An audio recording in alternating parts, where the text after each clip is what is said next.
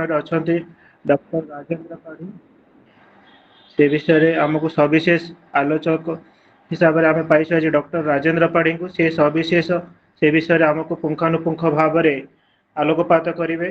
तत्पूर्व आम गहन अच्छा सुश्री दिव्यासी कर तांको अनुरोध करुच्ची से प्रारंभिक संगीत गान करेंगे।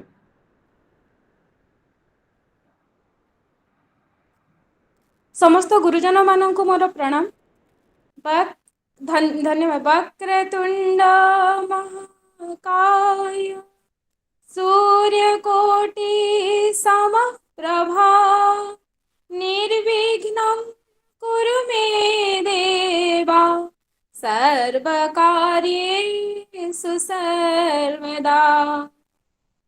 सरस्वती मां शारदे सरस्वती मां शारदे ज्ञानदायिनी जगत जननी ज्ञानदायिनी जगत जननी सरस्वती मां शारदे सरस्वती मां शारदे। भगवती वाणी देवी जड़ता हरिणी जड़ता हरिणी जड़ता हरिणी हंसवाहिनी देवी विद्यादायिनी विद्यादायिनी विद्यादायिनी करि कृपा संगीत सुधामयी करि कृपा संगीत सुधामयी राग ताल स्वर भेद ज्ञान दे सरस्वती मां शारदे सरस्वती मां शारदे। दया वही मात कंठे हुआ मां वासिनी हुआ मां वासिनी हुआ मां वासिनी वीणा वादिनी देवी मुख्यदायिनी मुख्यदायिनी मुख्यदायिनी बहु सप्त स्वर गंगा जननी बहु सप्त स्वर गंगा जननी स्पर्श दिव्य पादमा स्पर्श दिव्य पादनाद वरदे सरस्वती मां शारदे सरस्वती मां शारदे। धन्यवाद सर।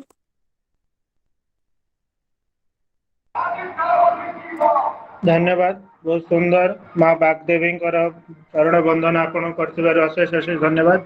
बहुत श्रुति मधुर आशा करे समस्त को भल लगी आपनकर स्वर साधना ये जारी रो मझिरे मझिरे आमको ये सुंदर भोजन गान करी आप्यायित करंतु अशेष धन्यवाद। आज्ञा सर। वर्तमान विवेक वाणी पाठ करने आम गहन अच्छा सुश्री रोजालीन महापात्र तांको अनुरोध करुच्ची विवेक वाणी पाठ करेंगे।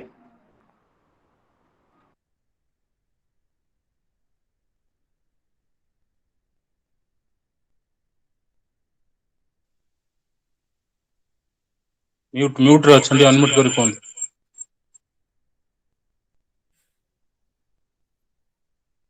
धन्यवाद। मनुष्य मूर्ख अज्ञ भली मने करे जे स्वार्थपर उपाय से निजकू सुखी करिपारिबो। बहुकाल चेष्टा परे से अवशेष बुझीपारे जे प्रकृत सुख स्वार्थपरतार विनाश ही निहित एवं निज व्यतीत अन्य केही हेले ताकू सुखी करिपारिबो नाही। स्वामी विवेकानंद। धन्यवाद। धन्यवाद। आमर कोरापुट जिल्लार लोक संस्कृति तार ऐश्वर्य विभव बहुत नियारा। आमे साधारणतः भावी था जे लोक मान तांकर अवसर विनोदन पाई यही लोकगीत हो किंबा विभिन्न प्रकार वाद्य यंत्र उद्भावन करथिले किंतु कोरापुट जिला से सबु भितर नियारा। तांकर आदिवासी जनजाति मध्य से सबु वाद्य यंत्र हेउ लोक संगीत हो विभिन्न भाव से निजर अवसर विनोदन पर चेष्टित थांती। से समय सपक्ष आलोचना करने आज गहन अच्छा डॉक्टर राजेंद्र पाढ़ी सार को अनुरोध करने पूर्व आम गहन आज अच्छा आमर सभाध्यक्ष डॉक्टर झांसी सिंह मैडम तांको अनुरोध करुचे ତାଙ୍କର ଅଧ୍ୟକ୍ଷ ସମ୍ଭାଷଣ ପ୍ରଦାନ କରିବା ହେବେ। धन्यवाद मनोरंजन। सर्वप्रथमे स्वामी विवेकानंद लोक संसदर विचारधारा प्रगतिर स्वर शीर्षक 15तम ई पाठचक्र को आज जोग देइथिबा समस्त सुधीजन ज्ञानी गुणी को मोर प्रणाम एवं पखाड़ दिवसर सारस्वत ओडिया हृदय शुभेच्छा सदिच्छा भल पाइबा। एक वर्ष है क्रमागत भाव मोर असुस्थता ही मोर गोटे शारीरिक असुस्थता दैनंदिन जीवन पर प्रभाव पकाउछि एवं यह सह निज दायित्व को संपादन करने पई चेष्टा करुछि। समग्र विफलता जहाँ मो जिल्लार बा जो कार्यक्रम करि पारुनी सेथि मु निजको दायी माने करुछि एवं जहाँ जेतिकी करि होउछि यह मनोरंजन अरुण एवं आमर श्रद्धेय चित्त सारंकर विचारबोध तत्सह तांको संपृक्ति एवं समय सबुठ बड़ कथा है समय से जो समय देई यह को वृद्धिमंत करने को चेष्टा करुछंती संपूर्ण श्रेय तांको ही दबा से जदियो ताहे ग्रहण करिवेनी आम समस्त को बांटिबे किंतु ए अनुष्ठान विकास क्षेत्र में आमर मुख्य आधार भाव से आम पछरे रही आज कार्यक्रम को आनुष्ठानिक भाव पुनर्बार समस्त को स्वागत करुछि। स्वामी विवेकानंद लोक संसदर सांगठनिक दायित्व रे थिबा जो कर्मी जो सभापति अन्य दायित्व बहन करुथिबा समस्त व्यक्तित्व को मध्य मु स्वागत करुछि। कोरापुट जिला शाखार यही कार्यक्रम को आज आमे आम पाठ्यचक्र आलोचना शीर्षक रही कोरापुटर लोक संस्कृति ऐश्वर्य और आवेदन। ये मु तो खोलाखोली भाव सब जी समय रहे मत लगे जे खोला मंच रे आलोचना ही जीवंत हुए। अरुण मते कहते मैडम ऐश्वर्य तो बुझीगला आवेदन टा कौन रखा एवं से व्यस्तता जो आलोचना करें अरुण सहित किंतु मेसेज कले अरुण आवेदन रहिबो आवेदन कौन संस्कृतिर आवेदन कौन हम आज हम निश्चित भाव में राजेंद्र भाई को शुणा। संस्कृति शब्दटी इंग्राजी प्रतिशब्द कल्चर बा कृषि कृषि अन्य एक प्रतिशब्द रही जो कृषि कर्षण ताहा मध्य बाहक होता है गोटे संस्कार तेणु जेतेबेले से समाज गोटे संस्कार कथा भी विचार करा सबुठारु प्रथमे से भूमिर प्रकृति एवं से भूमिर मनीष मान को आधार कर गढ़ी उठिब। अविभक्त कोरापुट जिला आदिम अधिवासी जो भूमि यही भूमिर आचार विचार ये भूमिर नृत्य संगीत ये भूमिर नद नदी झरणा पर्वत पहाड़ झोला इत्यादि सह जीवन किभली भाव संपर्कित एवं ये जीवन भितरे सफलता केते विफलता केते समस्या केते निबिड़ता केते जीवन बोध केते कर्म प्रवणता केते ता मध्य ये संस्कृति को बलिष्ठ करिछि। इलेक्शन प्रचार माइक भी बाजुछि स्वाभाविक पौर परिषद निर्वाचन आगे अच्छी अति संक्षेप आज आलोचक मोर प्रिय सम्मानीय बड़ भाई राजेंद्र भाई संपर्क में दुई पद कहबार आग्रह प्रकाश करुछि। आज आलोचक प्राबंधिक सुसाहित्यिक कवि राजेंद्र कुमार पाढ़ी जहाँ को आम आज पाइचे तांको कर्मभूमि कुंदुरा, तांको कर्मभूमि अविभक्त कोरापुट जिल्ला। भाईंकर जन्म गंजाम जिल्लार पात्रपुर ब्लॉक रो चुड़ियालांजी ग्राम रे 1992 रु 2006 मसिया पर्यंत जो समय कुंदुरा रे महाविद्यालय नथिला से समय रे महाविद्यालय रो परिचालन रे महाविद्यालय को किभली भाव रे सेठी प्रतिष्ठा करा जिवो एवं ओडिया विभाग को आगे नबारे अध्यापक भावे भाईंकर गुरुत्वपूर्ण भूमिका रही। एही महाविद्यालय रो प्रतिष्ठा रे निश्चित भाव रे तांकर विशेष योगदान रही। आदिवासी संस्कृति उपरे से पीएचडी करिसेंती एवं आदिवासी भाषा साहित्य को नहीं कोरापुट रे थिबा कोर्स ट्राइबल स्टडीज रे भाई एमफिल रो क्लास भी नियंती एवं 100 रु ऊर्ध्व गवेषणा धर्मी प्रबंध भाईंकर विभिन्न पत्र पत्रिका रे प्रकाशित। यह छड़ा भाईंकर अनेक पुस्तक प्रकाशित से मध्यरु दुरुआ लोक संस्कृति, कोरापुटर लोक संस्कृति, देशिया ढग आरी बाकना आरी माने मध्य देशिया ढग आरी बाकना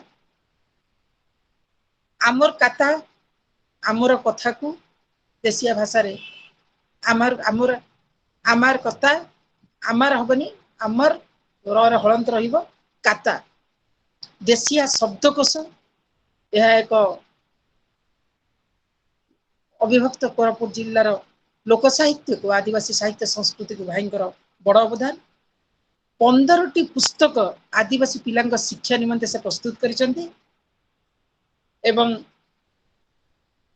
सेही आदिवासी लोक संस्कृति को नहीं तांकर अन्य बही आशा गीत गाऊ नाट करू दुरुआ भाषा शिक्षण पुस्तक, अक्षरमाला सहायक पुस्तिका परजा भाषार, बणमल्लीर महक इत्यादि भाईंकर विशेष करी कोरापुट आदिवासी जनजाति को नहीं ए ग्रंथ सबू भाईंकर ओडिया भाषा साहित्य को बलिष्ठ करिछि।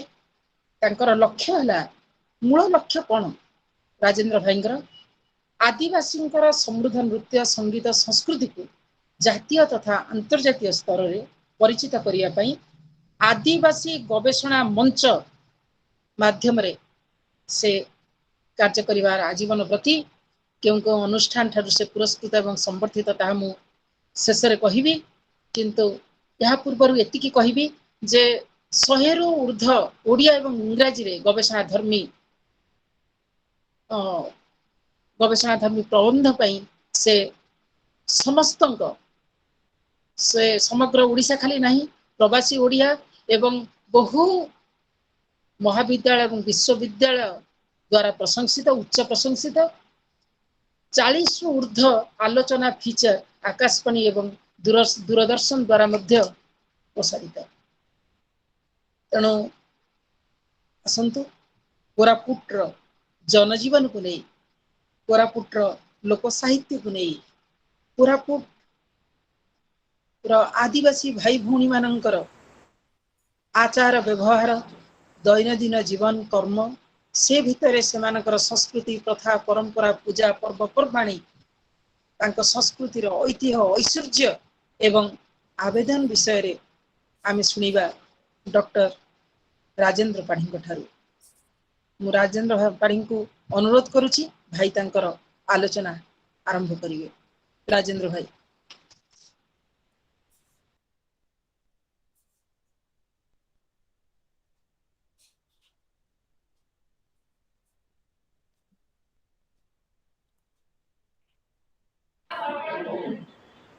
मनोरंजन राजेंद्र भाई अच्छंती?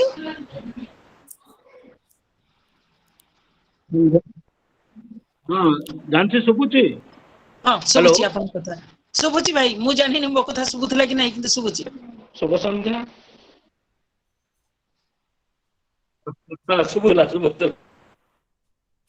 ସ୍ୱାମୀ ବିବେକାନନ୍ଦ ଲୋକ ସଂସଦ ବିଚାରଧାରା କୋରାପୁଟ ଜିଲ୍ଲା ଶାଖା ଅନୁକୂଳରେ ପାଠଚକ୍ର ମାଳାର 15 ଅଧ୍ୟାୟରେ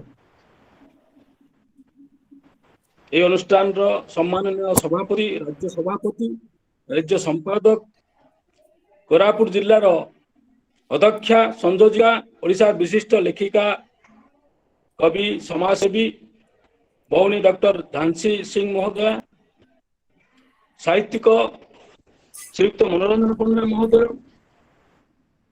ଏହାର ପୃଷ୍ଠପୋଷକ ଆମ ଜିଲ୍ଲା ବିଶିଷ୍ଟ ଶିକ୍ଷାବିତ୍ ଡକ୍ଟର ଚିତ୍ତରଞ୍ଜନ ମିଶ୍ର ମହୋଦୟ, आज उपस्थित थिबा प्रोफेसर विजय मिश्र महोदय, भौणी दिव्या रोजालिन और आज रही कार्यक्रम रे जोड़ी होइथिबा विज्ञ प्राज्ञ श्रुतिवृंद समस्त मु आउ थरे प्रणाम जणाउछु। सर्वप्रथम मु महान विश्वर महान पुरुष स्वामी विवेकानंद नाम नामित लोक संसदर ये जो कार्यक्रम विभिन्न जिले अनुष्ठित होछि, विभिन्न जिलार ऐतिह्य संस्कृति धर्मधारा चलनी उपरे साहित्य उपरे अनुष्ठित होछि। सेतमे अनुष्ठान कर्मकर्ता मानकु मु साधुवाद जणाउछि, धन्यवाद जणाउछि।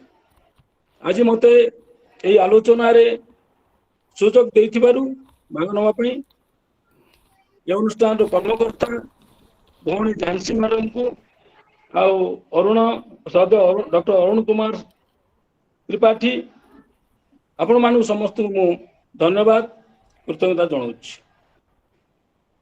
कोरापुटर ऐश्वर्य और आवेदन लोक संस्कृतिर कोरापुट एमती गोटे माटी जहाँकि कलार माटी, सर्जनार माटी, करका पातर माटी,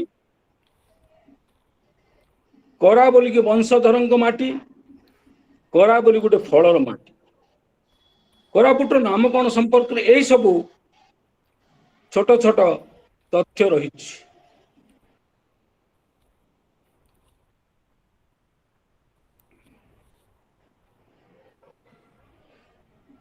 क्षमा करी गोटे फोन आसला, फोन गोटे आसला। हाँ, ये बहुत फोन आसुची। कोरापुट एक प्राचीन भूखंड, पृथ्वीर जेते भूखंड अच्छी एक प्राचीन भूखंड, जो भूखंड अति आदिम जनजाति प्रस्तर जुगर नूतन प्रस्तर जुगर आदिम जनजाति प्राग ऐतिहासिक कालरू जो जनजाति माने थिले तांको वंशधर माने ए अविभक्त कोरापुट बास करନ୍ତି। कोरापुट कहिले मु भाबे एक सांस्कृतिक बलय भितर सांस्कृतिक सूत्र रे ग्रथित आजिर 4टी जिला कोरापुट, नवरंगपुर, रायगढ़, मालकानगिरी, ये 4टी जिला हूँ कोरापुट, अविभक्त कोरापुट। प्रशासन दृष्टिकोण 1992 मसीहा अक्टोबर 2 तारिख रे या 4टी जिला होते ये 4टी जिलार संस्कृति चलनी आदिवासी मानक धर्मधारा प्राय एक, कहीं ये 4टी जिले में विभिन्न प्रकार आदिवासी बास करती। ये 4टी जिले में जो आदिवासी माने बास करती विशेष भावे बंडा माने अति आदिम खैरपुट ब्लॉक रे मालकानगिरी जिलार, डंगरिया कंद माने रायगढ़ जिलार, विभिन्न कंद संप्रदाय सौरा संप्रदाय राय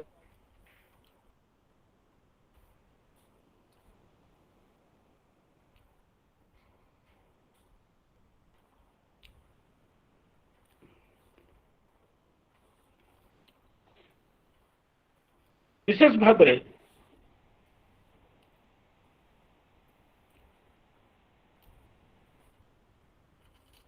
में प्राकृतिक शोभा राशि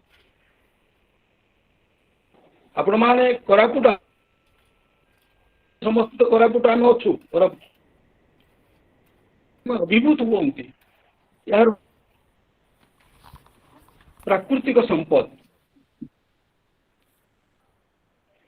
अन्यत्र विरल ढेउढेउका पहाड़माला ସବୁଜ ଅରଣ୍ୟାନୀ, ଝରଣା,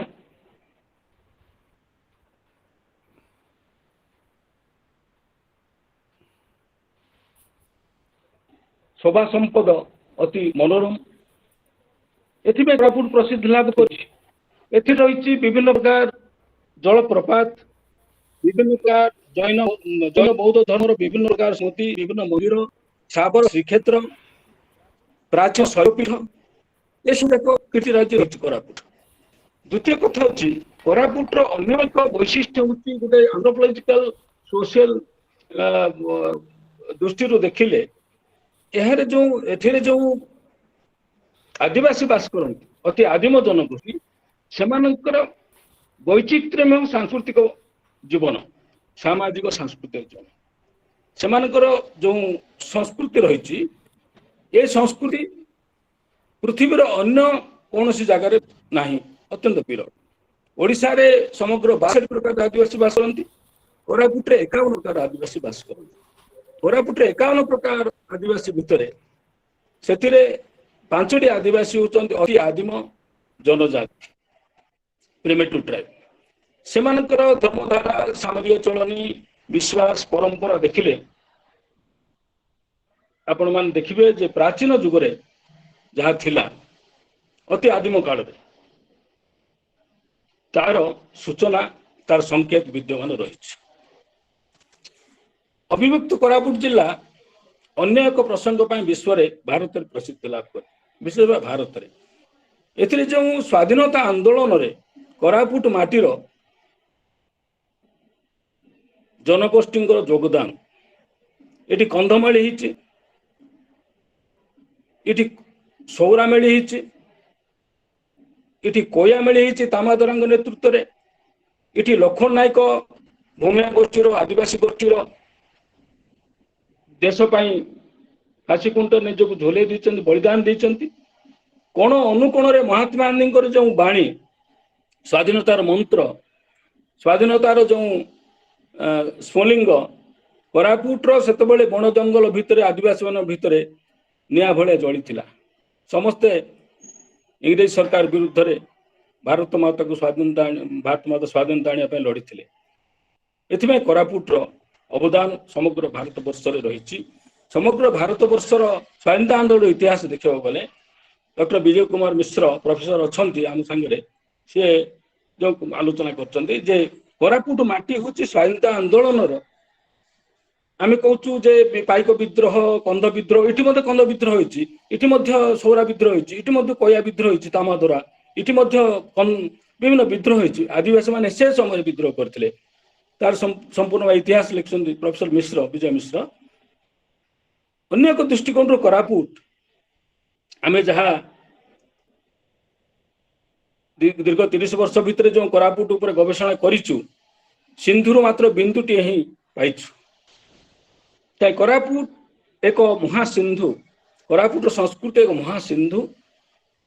ଏ ସଂସ୍କୃତିର ଗନ୍ତାଘର, ଏ ସଂସ୍କୃତିର ଗନ୍ତାଘରରେ ବହୁତ କଥା ରହିଛି।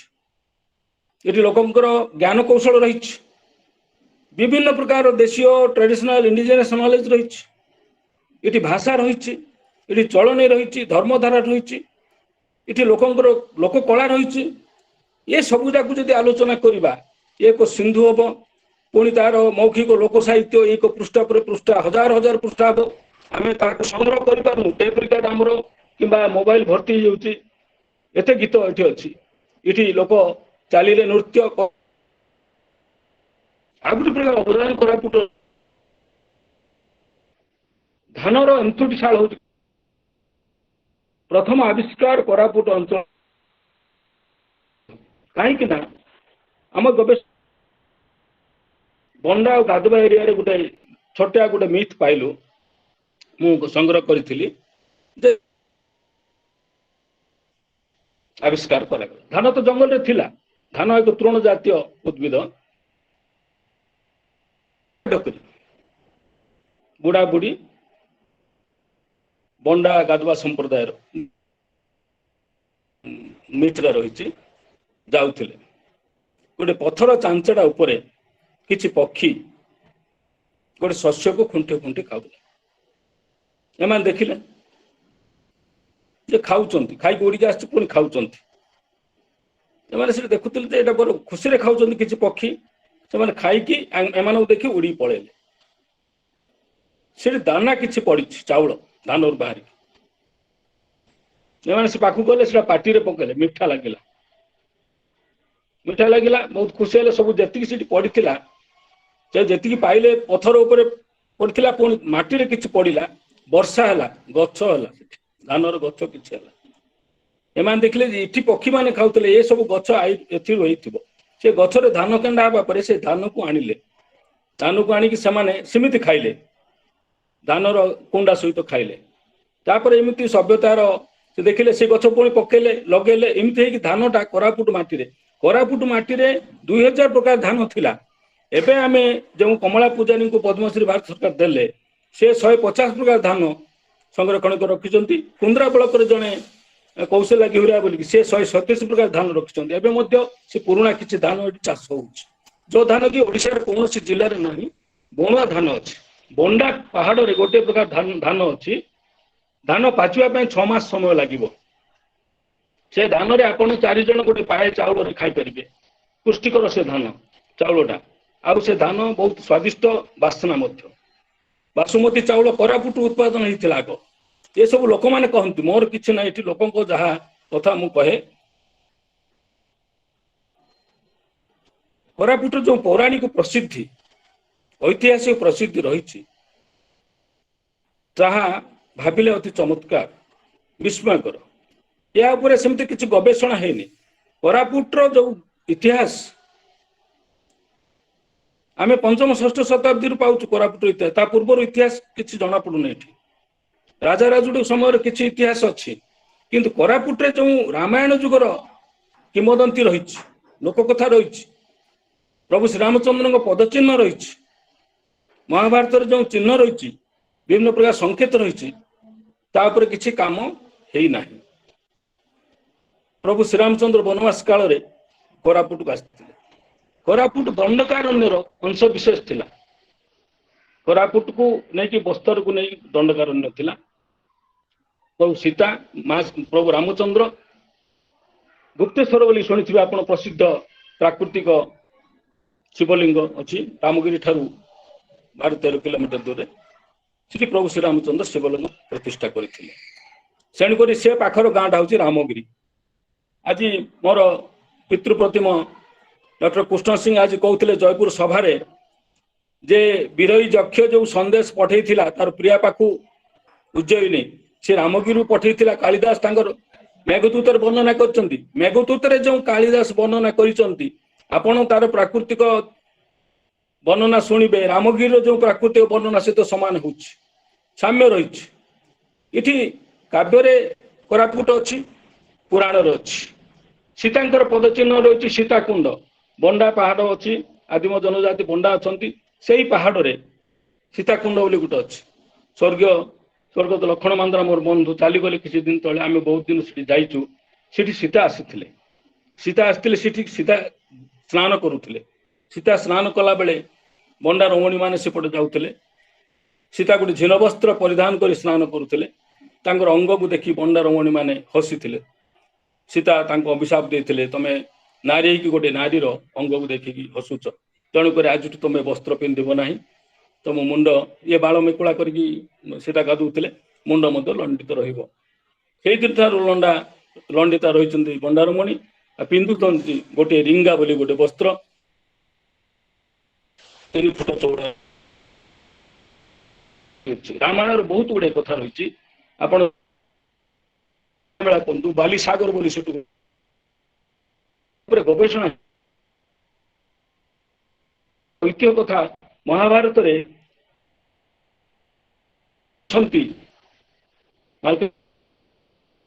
दाबी करती जे आमे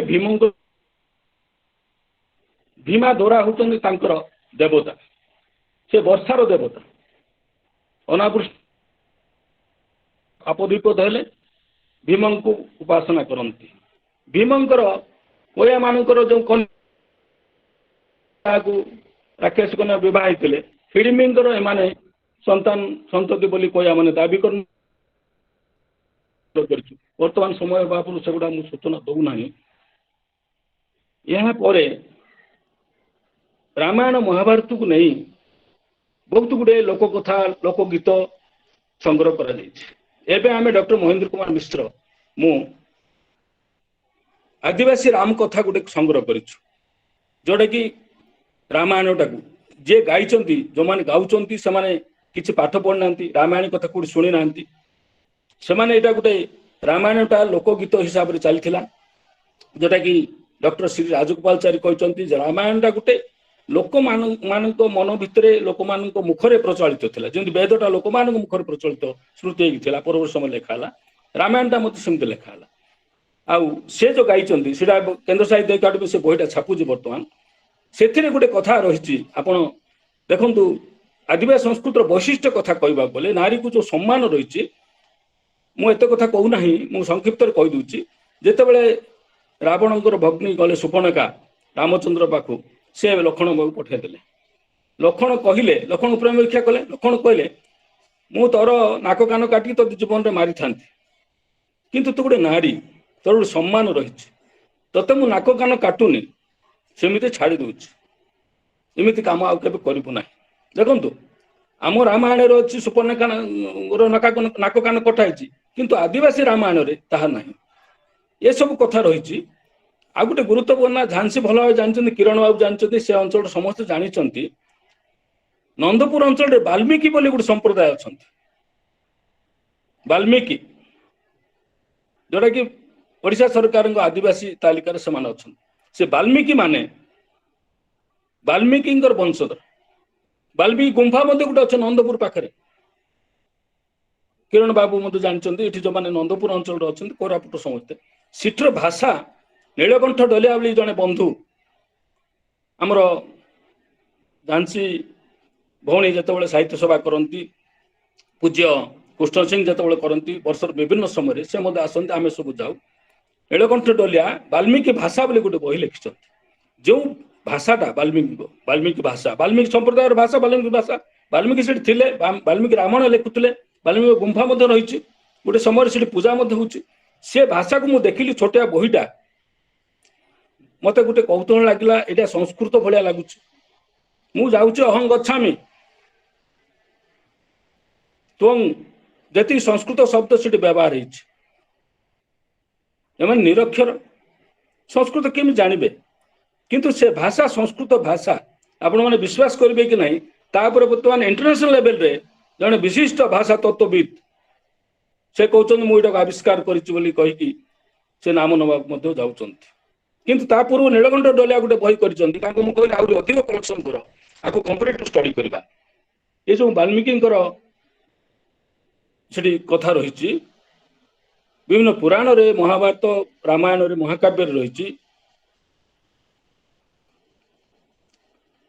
ଆଉ ବିଭିନ୍ନ ପୁରାଣରେ ଯୋଉ ନିଷାଦ କଥା, ଶବର କଥା, ଗୋହକ ଶବର କଥା ଅଛି, ବିଶ୍ୱାବସୁ ଶବର କଥା ଜଗନ୍ନାଥ ସଂସ୍କୃତି ସହିତ ଜଡ଼ିତ ଅଛି।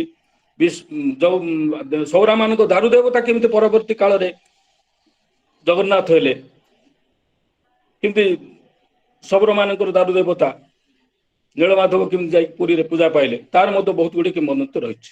ଏ ଦୃଷ୍ଟିରୁ ବିଚାର କଲେ କୋରାପୁଟର ଯେଉଁ ଐତିହ୍ୟ, ଯେଉଁ ପୁରାଣ ପ୍ରସିଦ୍ଧି, ଐତିହାସିକ ଯେଉଁ ଗାରିମା, ଏହା ସମଗ୍ର ବିଶ୍ୱରେ ଉଲ୍ଲେଖନୀୟ। ଏହା ସହିତ କୋରାପୁଟ ମାଟିକୁ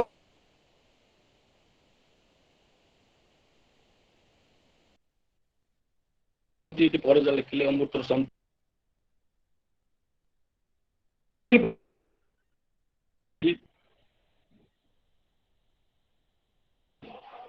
କାବ୍ୟ ଲେଖିବା ପାଇଁ କୋରାପୁଟ ଯୋଗାଉଛି। କୋରାପୁଟ ମୁଁ ଆପଣଙ୍କୁ ଆଗରୁ ଓଡ଼ିଶାରେ ଯେଉଁ 62 ଅଛନ୍ତି, 51 ପ୍ରକାର ଅଛନ୍ତି। 51 ପ୍ରକାର 4ଟି ଜିଲ୍ଲାରେ 696 ଜଣ ଅଛନ୍ତି। ଆମର ସମଗ୍ର ଲୋକ ସଂଖ୍ୟା 275, 211 ଜନଗଣନା, ଯାହାକି ପ୍ରାୟ 60% ଅଛନ୍ତି। स्वतंत्र भाषा रही बंडा मानकर रेमो भाषा रही गाधड़ा मान गुत भाषा रही सौरा मान सौरिंग सापुम भाषा रही कंद मान कुई कुबी भाषा रही परजा मान पार्जी भाषा रही ये सब भाषा सहित आउ गोटे भाषा रही जो भाषा हूँ लिंगुआ फ्रांका संयोजक भाषा जोटा कि जो माने अण आदिवासी अण आदिवासी मानकर एक संयोजक भाषा सर्वजनप्रिय भाषा हूँ देशिया भाषा जो देशिया भाषा ये मध्य बहुत प्राचीन भाषा गवेषणा जना पड़ी मु दुईटी अनुध्यान करती देशिया भाषा उपरे या विशेष भाव ओडिया भाषार पूर्ववर्ती जो संस्कृत प्राकृत अपभ्रंश ओडिया आसिला से अपभ्रंश समय देशिया भाषा आपण चर्चा गीतिकार विभिन्न जोगी मानकर गीत दोहारे रही देशिया भाषा आपण पाइबे आपण शाला महाभारत किसी देशिया भाषा पाइबे आपण कलसा चौतीसा किसी देशिया भाषा पाइबे ये भाषाटा ये इमती अनुन्नत अवस्था रहीगला ओडिया भाषा जो विकास कला आम उपकूलित अंचल भाषा विकास कला विकास पाई किंतु ये भाषा हूँ ओडिया भाषार पूर्ववर्ती भाषा ता सहित आदिवासी मान निजस्व भाषा रही एपरी 20 प्रकार भाषा रही इठी 51 प्रकार जनजाति 37 प्रकार विभिन्न जाति 20टी भाषा आर्य द्राविड़ ऑस्ट्रिक ए त्रिविध जनगोष्ठीर एक महामिलन पीठ हूँ कोरापुट एतिकी भाषा एतिकी धर्म एतिकी चलनी एतिकी जातिर भाषा समग्र विश्वर विरल जहाँकि कोरापुटर विविध जनगोष्ठी मिश्र संस्कृति रही मिश्र संस्कृति भितर गोटे सौहार्दपूर्ण वातावरण रही ये वातावरण भितर आपण मान लक्ष्य करेंगे दैनंदिन जीवनचर्यार जो प्रतिफलन घटुची विभिन्न गीतरे गपरे विभिन्न नाटरे ताहा अनन्य और प्राण प्राचुर्यपूर्ण संस्कृति शब्द तो आम कहते दासी भौणी अत्यंत व्यापक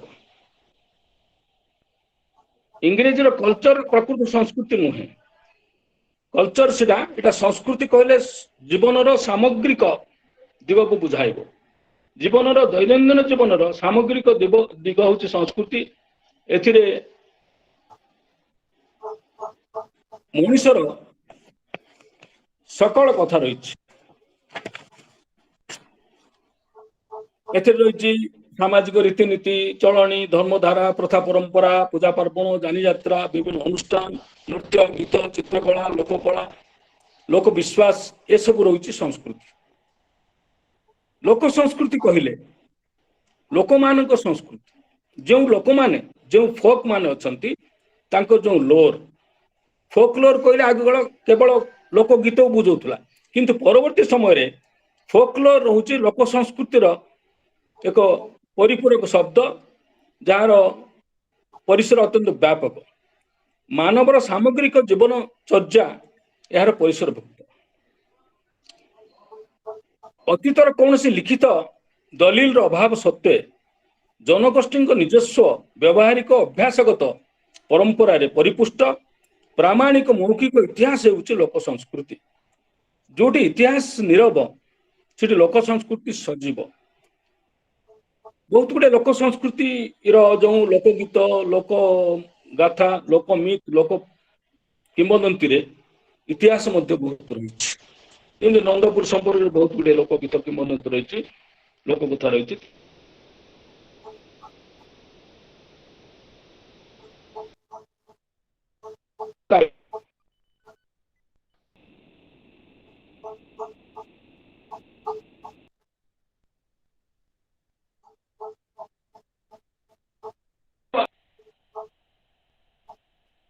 आमे जो किछि लिखिछु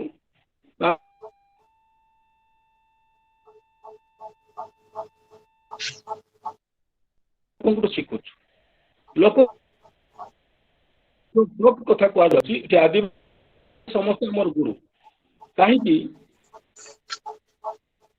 गंताघर किसी पाठ पढ़ना निरक्षर अर्धशिक्षित नहीं पारती किंतु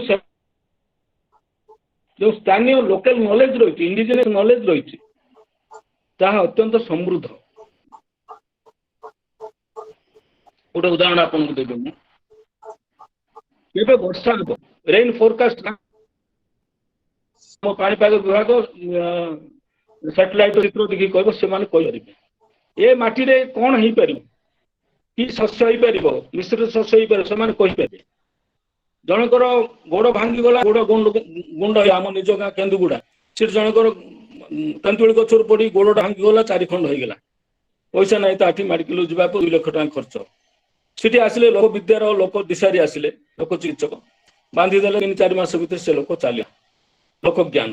ଲୋକଜ୍ଞାନ ଭିତରେ କେଉଁ ଖାଦ୍ୟ କଣ, ଖାଦ୍ୟ ଜ୍ଞାନ ରହିଛି, ଆପଣଙ୍କ ଚାଷରେ ଜ୍ଞାନ ରହିଛି, ଔଷଧର ଜ୍ଞାନ ରହିଛି, ଲୋକ ସାହିତ୍ୟରେ ତାଙ୍କର ପ୍ରବଳ ଜ୍ଞାନ ରହିଛି। ଏ ଲୋକ ଜ୍ଞାନ ହେଉଛି ଲୋକ ସଂସ୍କୃତିର ଏକ ପ୍ରମୁଖ ବିଭାଗ, ଯାହାକି ମୌଖିକ ପରମ୍ପରା ଗତିଶୀଳ। ଯେଉଁ ପରମ୍ପରାରେ ଯେଉଁ ଗୋଷ୍ଠୀରେ ଲିପି ନାହିଁ, ତାହା ମୌଖିକ ହିସାବରେ ଗୋଟିଏ ପିଢ଼ିରୁ ଅନ୍ୟ ପିଢ଼ିକୁ, ଗୋଟିଏ ପୁରୁଷରୁ ଅନ୍ୟ ପୁରୁଷକୁ, ଗୋଟିଏ କଣ୍ଠରୁ ଅନ୍ୟ କଣ୍ଠକୁ ଏହା ପୁରୁଷାನುକ୍ରମେ ଗଢ଼ି ଚାଲେ। ଏହାର ଚଳଣି ପରମ୍ପରାରେ ସ୍ୱାତନ୍ତ୍ର ବିଦ୍ୟମାନ। ଏମାନେ ଅଶିକ୍ଷିତ ହେଇପାରନ୍ତି, ଅର୍ଦ୍ଧଶିକ୍ଷିତ ହେଇପାରନ୍ତି, ଧନରେ ଏମାନେ ଗରିବ ହେଇପାରନ୍ତି, କିନ୍ତୁ ଜ୍ଞାନରେ ଏମାନେ ଧନୀ, ଏମାନେ କଳାରେ ଏମାନେ ଧନୀ। ସାମାଜିକ ଚଳଣି କଥା ବିଚାର, ସଂସ୍କୃତିର ସାମାଜିକ, ଧର୍ମୀୟ, ସାଂସ୍କୃତିକ ଆଉ କଳାତ୍ମକ ଏ ଦିଗରୁ ବିଚାର କଲେ ଲୋକ ସଂସ୍କୃତିରେ ସାମାଜିକ ଜୀବନ କଥା ଦେଖିଲେ, ସମାଜରେ ଗାଁରେ ଗୋଟେ ମୁଖ୍ୟ ଥାଏ, ତାଙ୍କ ଗାଁରେ ନାୟକ, ସେ ଗାଁର ଗ୍ରାମ୍ୟ ବ୍ୟବସ୍ଥା ପରିଚାଳନା କରେ, ଶୃଙ୍ଖଳିତ ଭାବରେ ସେମାନେ ରହନ୍ତି। ଗାଁରେ କାହାର ଦୁଃଖ ହେଲେ ସମଗ୍ର ଗାଁର ଦୁଃଖ, ଜଣଙ୍କର ଘରେ କିଏ ମରିଗଲେ ସମସ୍ତେ ସେଠି ଯୋଗ ଦିଅନ୍ତି, ସମସ୍ତ ଦୁଃଖ। ଗାଁରେ କାହାର ଗୋଟେ ଆନନ୍ଦ ହେଲେ ସମସ୍ତଙ୍କର ଆନନ୍ଦ, ସହଯୋଗିତା, ସହଭାଗିତା, ସ୍ୱାର୍ଥ ଭାବନା, ସମ୍ପ୍ରୀତି ଗାଁରେ ରହିଥାଏ। ଗାଁରେ ଏ ଯେଉଁ ଭାତୃଭାବ, ଗାଁରେ ଯେଉଁ ସହଯୋଗିତା, ଗାଁରେ ଜଣେ ଗରିବ ଲୋକ ଅଛି, ସେ ଘର ଚପର କରିପାରୁନି, ଅନ୍ୟମାନେ ଯାଇ ଚପର କରିଦେବେ ତାର। କିଏ କିଛି ଯଦି ପାରୁନାହିଁ କୌଣସି କାମରେ, ଅନ୍ୟମାନେ ତାକୁ ସହଯୋଗ ଭିତରେ କରିବେ। ଏହି ଧାରଣା খুব কম অন্য সমাজে রয়েছে, আদিবাসী সমাজে তা রয়েছে। ଏମାନଙ୍କ ଗୋତ୍ର ହେଉଛି ପଶୁ, ପକ୍ଷୀ, ଜୀବଜନ୍ତୁ, ଚନ୍ଦ୍ର, ସୂର୍ଯ୍ୟ, ଯାହାକୁ ଏମାନେ ପୂଜା କରନ୍ତି, ଆଘାତ କରନ୍ତି ନାହିଁ। ଜୈବ ବିବିଧତା ସଂରକ୍ଷଣ ଦିଗରେ ଏଗୁଡ଼ିକର ଏମାନଙ୍କ ଭୂମିକା ରହିଛି। ସେଠି ମୁଁର ନାହିଁ, ଆଦିବାସୀ ସଂସ୍କୃତିରେ ମୁଁ ନାହିଁ। ଆମେ ଦିଶାରେ ପୂଜା କରିବ, ଧରତିନୀ ମା କି ସୂର୍ଯ୍ୟ ଦେବତା କି ନହେଲେ ଡଙ୍ଗର ଦେଇ କାହାକୁ, ଯେ ଆମକୁ ଭଲରେ ରଖ, ଗାଁକୁ ଆପଦ ବିପଦ ରଖ, ଗାଁକୁ ବାଘ ଦାଉରୁ ରକ୍ଷା କର, ଗାଁରେ ଗୋମଡକ ନ ହଉ, ଆମେ ସମସ୍ତେ କିନ୍ତୁ ଭଲରେ ରହୁ। ଏ ଯେଉଁ ବୈଦିକ ମନ୍ତ୍ର, ବୈଦିକ ଋଷିଙ୍କ ମନ୍ତ୍ର, ସର୍ବେ ଭବନ୍ତୁ ସୁଖିନଃ ସର୍ବେ ସନ୍ତୁ ନିରାମୟା, ଆଦିବାସୀ ସଂସ୍କୃତି ବିଦ୍ୟମାନ। ବସୁଧୈବ କୁଟୁମ୍ବକ, ସମସ୍ତେ ଏକ ପରିବାର। ମୁଁ ତ ଆଗରୁ କହିଛି, ଆପଣମାନେ ଆଦିବାସୀ ମାନଙ୍କୁ ଲକ୍ଷ୍ୟ କରୁଥିବେ, ଆଦିବାସୀ ମାନଙ୍କ ଚଳନି ସହିତ ଆପଣ ସମ୍ପୃକ୍ତ ଥିବେ। ଗୋଟେ ଗାଁକୁ ଆପଣ ଯିବେ, ଯେ ସବୁ ଗାଁର ଲୋକ ଏକ ହେଇଯିବେ, ବିଭିନ୍ନ ସମୟରେ ଦୁଃଖରେ ହେଇଯିବେ, ସୁଖରେ ହେଇଯିବେ, ଶିକାରରେ ହେଇଯିବେ, ପର୍ବରେ ହେଇଯିବେ, ଚୈତ ପର୍ବରେ ହେଇଯିବେ। ଆଉ ଅତିଥି ଦେବ ଭବ, ଅତିଥି ମାନଙ୍କୁ ଦେବତା ତୁଲ୍ୟ ସେମାନେ ଜ୍ଞାନ କରନ୍ତି। ମୁଁ ଯାଇଛି, ଅନ୍ୟମାନେ ଯୋଉମାନେ ଗବେଷଣା କରୁଛନ୍ତି ଜାଣିଛି, ମତେ ଯାଇଥିବେ ଗାଁକୁ, ବିଭିନ୍ନ ଆପଣ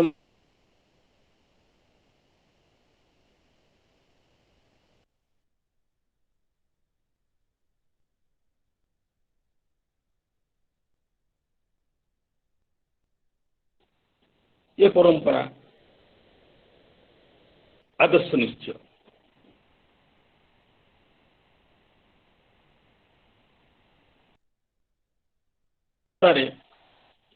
तथाकथित शिक्षित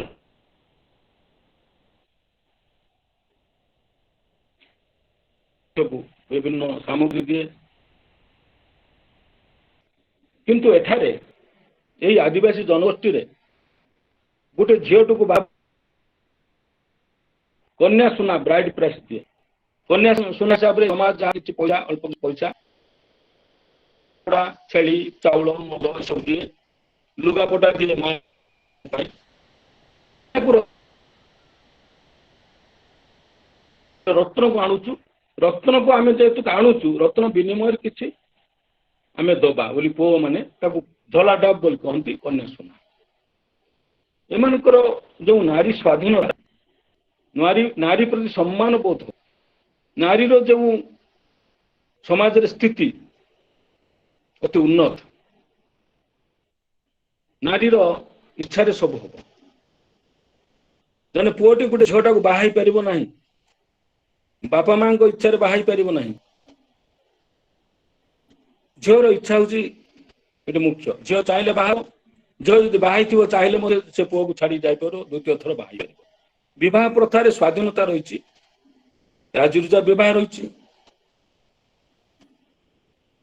ନିର୍ବନ୍ଧ ବିବାହ ରହିଛି, ବିଧବା ବିବାହ ରହିଛି, ଦ୍ୱିତୀୟ ବିବାହ ରହିଛି, ଏମିତି ବିଭିନ୍ନ ପ୍ରକାର ବିବାହ ପରମ୍ପରା ସେମାନଙ୍କ ରହିଛି। ସାମାଜିକ ଜୀବନ ଏକ ଶୃଙ୍ଖଳିତ, ସ୍ୱାଧୀନ, ଏକ ସ୍ୱତନ୍ତ୍ର ପରମ୍ପରା ସିଦ୍ଧ ଏମାନଙ୍କ ପ୍ରଥା ପରମ୍ପରା ସାମାଜିକ ଜୀବନ। ଧର୍ମୀୟ ଜୀବନ କଥା ଚିନ୍ତା କଲେ ପୃଥିବୀର ଯେଉଁ ଧର୍ମ, ପ୍ରଥମ ଧର୍ମ ମଣିଷ ଯାଯାବର ଜୀବନ ଯାପନ କରୁଥିଲା, ଯେତେବେଳେ ସଭ୍ୟତାର ଆରଣ୍ୟକ ସଭ୍ୟତାର ପ୍ରାରମ୍ଭରେ, ସେତେବେଳେ ମଣିଷ ପ୍ରକୃତି କୋଳରେ ରହୁଥିଲା। ଜଡ ଆଉ ଜୀବ ଦେହରେ ଐଶ୍ୱରିକ ସତ୍ତାର ଉପଲବ୍ଧି କଲା। କେମିତି? ସେ ବୁଲୁଥିଲା, ଗୋଟେ ହେଲା ବଜ୍ରପାତ, ସେ ଦେଖିଲା ପ୍ରବଳ ଶୀତ ହଉଛି, ବର୍ଷା ହଉଛି, ବାଘ ଗୋଡଉଛି, ବିଭିନ୍ନ ପ୍ରକାର ସେ ଦେଖିଲା ଦ୍ରବ୍ୟ ଦୁରୁପଯୋଗ, ଜୀବଜନ୍ତୁ ତାକୁ ଇଏ କରୁଛନ୍ତି, ହଇରାଣ କରୁଛନ୍ତି। ସେଥିପାଇଁ ସେ ତାଙ୍କୁ ଦେବତା ଭଳିଆ ମାନିଲା। ଆହୁରି ଦେବତା ଭଳିଆ ମାନିଲା ତାକୁ, ଯିଏ ମଣିଷକୁ ଯିଏ ଦୈନନ୍ଦିନ ଜୀବନ ଧାରଣର ଯେଉଁ ଉପାଦାନ ସବୁ ଦେଲା, ଖାଦ୍ୟ, ବସ୍ତ୍ର, ବାସଗୃହ। ଧରତୀ ମା ଖାଦ୍ୟ ଦେଲା, ଜଙ୍ଗଲ ଦେଲା ତାକୁ, ବିଭିନ୍ନ ପ୍ରକାର ଫଳ ଗଛ, ପାଣି ଦେଲା, ମାଛ ଦେଲା, ପାଣି ଦେଲା। ତେଣୁ ପାଣିକୁ ସେ ଜଳକାମିନୀ ମା, ଜଙ୍ଗଲକୁ ଜଙ୍ଗଲ ଦେବତା, ଡଙ୍ଗର ଦେବତା, ସୂର୍ଯ୍ୟଙ୍କୁ ଧର୍ମ ଦେବତା, ପୃଥିବୀକୁ ଧର୍ତନୀ ମା। ତା ସହିତ ବିଭିନ୍ନ ରୋଗକୁ ସେ ଦେବତା ଭାବେ ମାନିଲେ। କାହାକୁ ବସନ୍ତ ହେଇଛି, ଠାକୁରାଣୀ ମାତା। ବାଘକୁ ମଧ୍ୟ ଦେବତା ଭାବେ ସେ ପୂଜା କରେ, ଗଛକୁ ପୂଜା କରେ। ଏସବୁ ଆଦିବାସୀ ସଂସ୍କୃତିର ପ୍ରକୃତି ପୂଜା। ଯେଉଁ ପ୍ରକୃତି ପୂଜା ଧର୍ମଧାରାର ପ୍ରାଥମିକ ଅବସ୍ଥାରେ ହେଇଥିଲା ବୋଲି ଗବେଷକ ମାନେ କହନ୍ତି। ଆମ ବେଦର ଅଛି ଆପୁ ଶାନ୍ତି, ବାୟୁ ଶାନ୍ତି, ବନସ୍ପତି, ଏଗୁଡା ସବୁ। ଏମାନେ କଣ କରନ୍ତି? ପ୍ରକୃତି ପୂଜା କରନ୍ତି। କହନ୍ତି ଯେ ପ୍ରକୃତି ମା, ତତେ ଆମେ ପୂଜା କରୁଛୁ, ତତେ ଆମେ ଭୋଗ ଦଉଛୁ, ତୁ ଆକୁ ଅଧିକ ବର୍ଷା ଦେ, ଜଙ୍ଗଲରେ ଅଧିକ ଫଳ ଦେ, ଅଧିକ ପଶୁ ପକ୍ଷୀ ହୁଅନ୍ତୁ, ଅଭିବୃଦ୍ଧି ହଉ, ଗୋ ସମ୍ପଦର ଉନ୍ନତି ହଉ, ଆଉ ତମେ ସବୁ ଭଲରେ ରହିଲେ ଆମେ ଭଲ ରହିବୁ, ଆମକୁ ଭଲରେ ଦେଖିବ, ଆମକୁ ଶୁଭ ଦୃଷ୍ଟିରେ ଦେଖୁଥାଉ, ଆମେ ତମକୁ ପୂଜା ଦଉଛୁ। ଏ ଯୋଉ ପ୍ରକୃତି ପୂଜା ପରବର୍ତ୍ତୀ ସମୟରେ ଭାରତୀୟ ସଂସ୍କୃତି ଧର୍ମଧାରାକୁ ପ୍ରଭାବିତ କରିଛି। ଉଦାହରଣ ସ୍ୱରୂପ ମୁଁ ଆଗରୁ ଆପଣମାନଙ୍କୁ କହିଛି ଯେ ଦାରୁ ପୂଜାରୁ ଦାରୁ ବ୍ରହ୍ମ ପୂଜା ଜଗନ୍ନାଥଙ୍କର ଉଦ୍ଭବ ଘଟିଛି। ସେହିପରି ଅନ୍ୟ ଏକ ଧର୍ମୀୟ ଜୀବନରେ ପୂଜାରେ ରହିଛି ପିତୃପୁରୁଷ ପୂଜା। ଏମାନେ ଭାବନ୍ତି ଜଣେ ତାର ଆତ୍ମାଟା ରହିଥାଏ,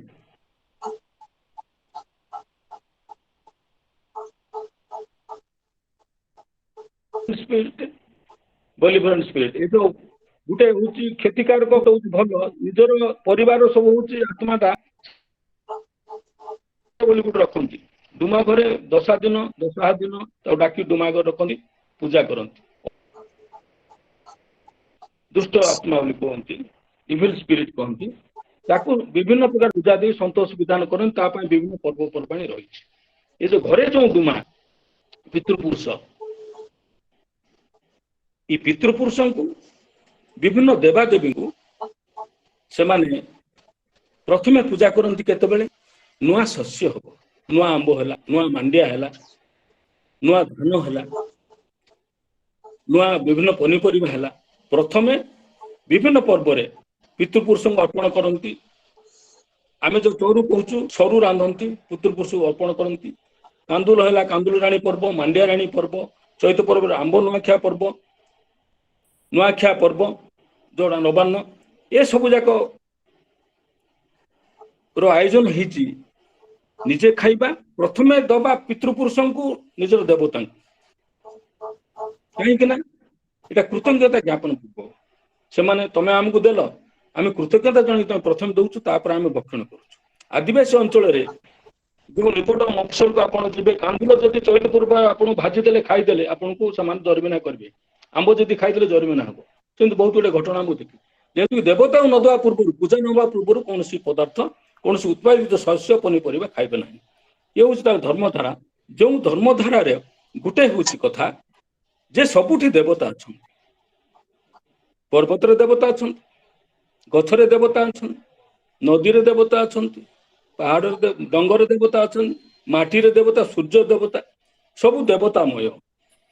ତେଣୁକରି କନ୍ଧମାନଙ୍କର 84 ଦେବତା, ଅନ୍ୟମାନଙ୍କର ବହୁତ ଗୁଡେ ଦେବତା ଅଛି। ଯେଉଁ ଦେବତା ଆପଣ ପ୍ରତ୍ୟେକ ଜିନିଷର ସନ୍ଧି ଦେବତା ଅଛନ୍ତି। ପ୍ରତ୍ୟେକ ପଦାର୍ଥରେ, ପ୍ରତ୍ୟେକ ଜଡ ଆଉ ଜୀବ ଜଗତରେ ଯେତିକି ତାଙ୍କ ଆଗରେ ଅଛି ସବୁ ଦେବତା। ଯେଉଁ ଦେବତା ମାନେ ବିଶେଷ ଭାବରେ ତାଙ୍କୁ ସାହାଯ୍ୟ କରନ୍ତି, ସେମାନଙ୍କୁ ସନ୍ତୁଷ୍ଟ କରିବା ପାଇଁ ବିଭିନ୍ନ ପର୍ବପର୍ବାଣିର ବିଧାନ ହୋଇଛି। ଚୈତ ପର୍ବ, ପୁଷ ପର୍ବ, ଦିଆଲି ପର୍ବ, ଗୋତର ପର୍ବ, ବିଭିନ୍ନ ପ୍ରକାର ପର୍ବ ଅଛି। ସେଥିରେ ଦେବତା ମାନଙ୍କୁ ସନ୍ତୁଷ୍ଟ କରାଯାଏ, ପିତୃପୁରୁଷଙ୍କୁ ସନ୍ତୁଷ୍ଟ କରାଯାଏ। ସନ୍ତୁଷ୍ଟ କରି କୁହାଯାଏ ଯେ ଆମେ ଆପଣଙ୍କୁ ଭୋଗ ଦଉଛୁ, ଆମକୁ ଭଲ ରଖନ୍ତୁ, ଏ ଗାଁକୁ ବିପଦ ନ ଆସୁ, ଆମ ସମସ୍ତଙ୍କୁ ଖୁସିରେ ରଖନ୍ତୁ, ରୋଗ ଶୋକ ନ ଆସୁ, ଆପଣ ସନ୍ତୋଷ ହେଇଯାଆନ୍ତୁ। ଅଦୃଷ୍ଟ ଯୋଉଗୁଡାକ ଅଛନ୍ତି, ଆପଣ ଇଭିଲ ସ୍ପିରିଟ କହିଲେ, ଯୋଉ ସ୍ପିରିଟ ମାନେ କ୍ଷତି କରନ୍ତି, ବସନ୍ତ ଦେବତା, ବିଭିନ୍ନ ଜର ଦେବତା, ବିଭିନ୍ନ ପ୍ରକାର ରୋଗର ଦେବତା, ବାଘ ଦେବତା, ବାଘ ଡୁମା, ବିଭିନ୍ନ ଇଏରେ ସାପ ଡୁମା, ଏମାନଙ୍କୁ କଣ କରିବେ ପୂଜା ପଦ୍ଧତି করে ତମେ ଗାଁ ଛାଡିକି ପଳାଅ। ସେଉଠୁ ବହୁତ ପର୍ବ ଆଷାଢ ମାସରେ ପାଳନ କରନ୍ତି। ଏ ହଉଛି ତାଙ୍କର ସାମାଜିକ ଧର୍ମୀୟ ଜୀବନ। ତାପରେ ଅଛି ଏମାନଙ୍କର ଯେଉଁ ମୁଖ୍ୟ ଏସବୁ ଜୀବନରେ, ଏ ସଂସ୍କୃତିରେ ଯେଉଁ ପରିପ୍ରକାଶ ଘଟୁଛି, ପରିପ୍ରକାଶ ହୋଇଥାଏ କେଉଁଥିରେ, ତାଙ୍କର ମୌଖିକ ସାହିତ୍ୟରେ, ମୌଖିକ ପରମ୍ପରା। ତାହା ହଉଛି ସେମାନଙ୍କର ମୌଖିକ ସାହିତ୍ୟ ବା ଲୋକ ସାହିତ୍ୟ। ଏ ଲୋକ ସାହିତ୍ୟ, କୋରାପୁଟର ଲୋକ ସାହିତ୍ୟ ପ୍ରାଚୁର୍ଯ୍ୟ ରହିଛି, ଆବେଦନ ରହିଛି। ଯୋଉ ଆବେଦନ କଥା ଅରୁଣ ପଚାରୁଥିଲେ ଝାନ୍ସୀ ଭଉଣୀଙ୍କୁ, ଡକ୍ଟର ଅରୁଣ କୁମାର ତ୍ରିପାଠୀ, ଗୋଟେ ସଂସ୍କୃତିର ଆବେଦନ, ଏଟା ହଉଛି ବହୁତ ଗୁରୁତ୍ୱପୂର୍ଣ୍ଣ କଥା। ଆବେଦନ କହିଲେ ଏ ସଂସ୍କୃତିଟା ତାଙ୍କ ଜୀବନରେ, ସଂସ୍କୃତି ତ ଜୀବନରୁ ଆରମ୍ଭ ହୁଏ, କିନ୍ତୁ ଏ ଯୋଉ ଗୀତଟି ଗାଉଛନ୍ତି, ନୃତ୍ୟଟି କରୁଛନ୍ତି, ତାର କେତେ ସାମାଜିକ ଉପାଦେୟତା ରହିଛି, ସାମାଜିକ ଗ୍ରହଣ, ସମାଜ କେତେ ଗ୍ରହଣ କରୁଛି। ଗୀତ ଗାଇବା ପାଇଁ ଗାଉନାହାନ୍ତି, ନୃତ୍ୟ କରିବା ପାଇଁ ନୃତ୍ୟ କରୁନାହାନ୍ତି, ପୂଜା କରିବା ପାଇଁ ପୂଜା କରୁନାହାନ୍ତି, ତା ସାମାଜିକ ଜୀବନକୁ, ତା ଗୋଷ୍ଠୀ ଜୀବନକୁ ଏହା ସାହାଯ୍ୟ କରିଥାଏ। ବାହା ହେବ ଜଣେ, ତେଲ ଲଗେଇବା ଗୀତଟା ନିହାତି ଗାଇବାକୁ ପଡିବ, ହଳଦୀ ଲଗେଇବା ଗୀତଟି ଗାଇବାକୁ ପଡିବ, ଝିଅ ବିଦା ହେବା ପାଇଁ ଗୀତଟି ଗାଇବାକୁ ପଡିବ, ନହେଲେ ହବ ନାହିଁ ବାହାଘର। ପୂଜାରୀ ଦିଶାରୀ ସେ ଗୋଟେ ମନ୍ତ୍ର ପଡିବ, ଗୁରୁମାଇ ସେ ଗୋଟେ ମନ୍ତ୍ର ପଡିବ, ଯୋଉ ମନ୍ତ୍ରଟା ନ ଗାଇଲେ ସେ କାର୍ଯ୍ୟଟା ଅଧୁରା ହେଇଯିବ, ଦେବତା ସନ୍ତୁଷ୍ଟ ହେବେନି, ସମାଜର କ୍ଷତି ଘଟିବ। ପ୍ରତ୍ୟେକର ତାଙ୍କର ସାମାଜିକ ଆବଶ୍ୟକତା ରହିଛି।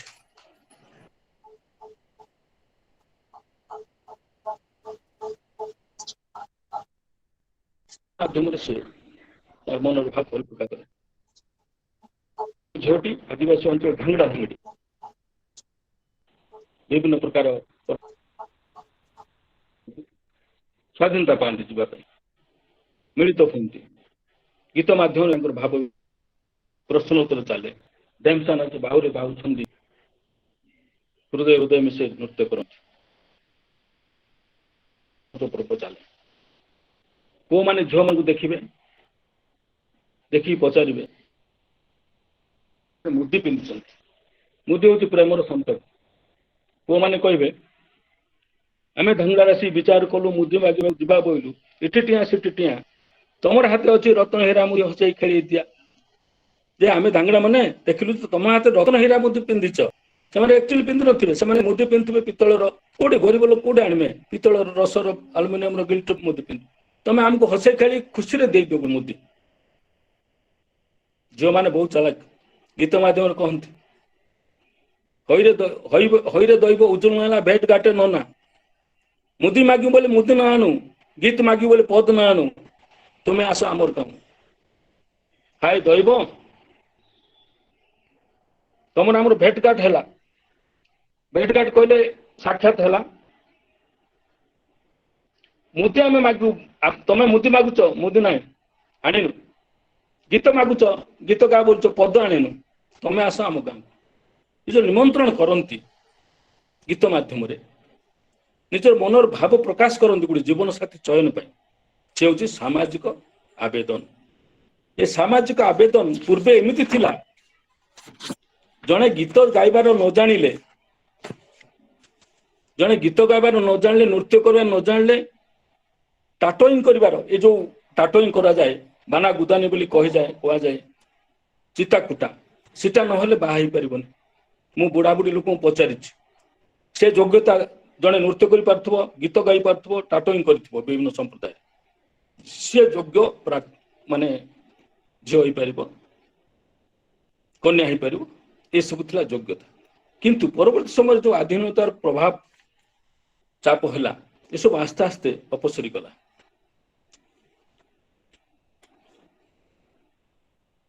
ଲୋକ ସାହିତ୍ୟ କଥା ଯୋଉ କୁହାଯାଉଛି ଲୋକ ସଂସ୍କୃତିର ଏକ ବଳିଷ୍ଠ ବିଭାଗ ହଉଛି ଲୋକ ସାହିତ୍ୟର ସ୍ରଷ୍ଟା ଜଣେ ନୁହେଁ ବିଭିନ୍ନ ସମୟରେ ଗୀତ ଗାଆନ୍ତି ଆବଶ୍ୟକତାକୁ ଗୀତ ବାହାରେ ବିବାହଟି ହବ ବାହାଘରରେ ନିଶ୍ଚିତ ଭାବରେ ଗୀତ ଗାଇବାକୁ ପଡିବ ଆପଣଙ୍କର ଶିକାରୁ ଗଲା ବେଳକୁ ଗୀତ ଗାଇବାକୁ ପଡିବ ବିଲରେ ଧାନ ରୋଇଲା ବେଳକୁ ଗୀତ ଗାଇବାକୁ ପଡିବ ଗୀତ ବାହାଘର ଗୀତ ଏସବୁ ଗୀତର ଆବେଦନ ରହିଛି ଏ ଗୀତ ନହେଲେ ସେ କାର୍ଯ୍ୟ ହବ ନାହିଁ ଝିଅଟି ଝିଅଟାକୁ ବାହା ହେବାକୁ ଥିଲେ ସେ ଗୀତ ଗାଇକି ଝିଅଟାକୁ ନିଜର ମନର ଭାବ ପ୍ରକାଶ କରିବ ସେଟା ହଉଛି ଆବେଦନ ରହିଛି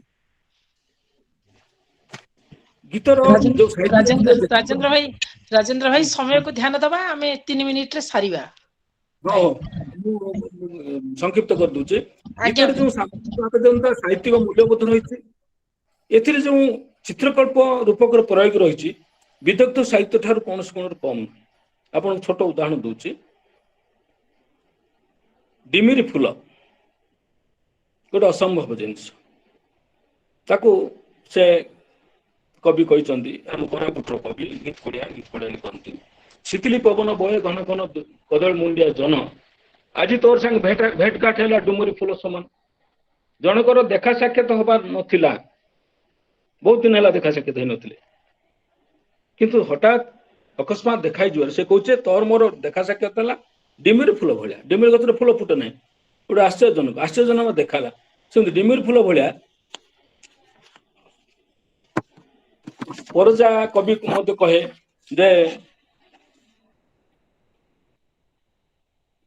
ଯେ ଆପଣଙ୍କ ଚିତ୍ରକଳ୍ପ ରୂପ କହିଲେ ତ ବହୁତ ସମୟ ହବ ମୁଁ ଆଉ କହୁନାହିଁ ଶେଷରେ ମୁଁ ଆଉ 3 ମିନିଟ ଯେହେତୁ ସମୟ ଦିଆଯାଇଛି ଲୋକ କାହାଣୀର ଗୋଟେ ସାମାଜିକ ଉପାଦେୟତା ରହିଛି ଲୋକ ଶିକ୍ଷା ରହିଛି ଆଦିବାସୀ ଅଞ୍ଚଳ ଯୋଉ କାହାଣୀ ରହିଛି ବିଶେଷ ପଶୁ ବହି କାହାଣୀ କାଳ୍ପନିକ କାହାଣୀ ରହିଛି ରାଜାରାଣୀ କାହାଣୀ ଏ କାହାଣୀରେ ଗୋଟେ ମେସେଜ ରହିଛି ଧର୍ମର ଜୟ ପାପର କ୍ଷୟ ଜଣେ କୁକର୍ମ କଲା ଅନ୍ୟାୟ କଲା ସେ ଦୁଃଖ ପାଇଲା ଜଣେ ରହିଲା ଶେଷରେ ସେମାନେ ସୁଖରେ ଲୋକ ସମାଜକୁ